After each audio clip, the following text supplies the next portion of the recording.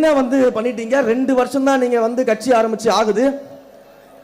வெறும் கவர்ச்சியை வைத்துக்கொண்டு நீங்க முதலமைச்சர் ஆயிட்டீங்க. நீங்க ஆட்சியை பிடிச்சிட்டீங்க. 2 வருஷம் தான் ஆகுது. 2 வருஷம் தான் ஆகுது.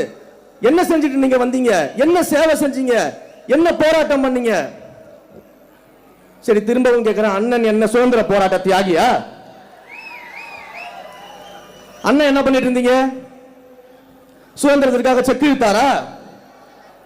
காந்தியை போல கதராடை அணிந்து கொண்டு இந்தியா முழுக்க பிரச்சாரம் பண்ணாரா? சுதந்திரத்துக்காக அகிம்சை வழியில போராடினாரா? இல்ல மாபெரும் படையை திரட்டி நேதாஜி சுபாஷ் சந்திர போல போரிட்டாரா? எங்கள் தலைவராவது திரைத்துறையில் நடிகராக இருக்கும் பொழுது அந்த இந்தியாவிலேயே திரைத்துறையில் உச்சபட்ச நடிகராக உயர்ந்து விட்டு அரசியலுக்கு வந்தாரு. அண்ணன் அப்படி என்ன சாதனை பண்ணிட்டு வந்துட்டீங்க? எப்படி நீங்க வந்து துணை முதலமைச்சரா இருந்தீங்க இதுக்கு முன்னாடி? அப்ப யாரை பார்த்து கேள்வி கேட்கறதீங்க?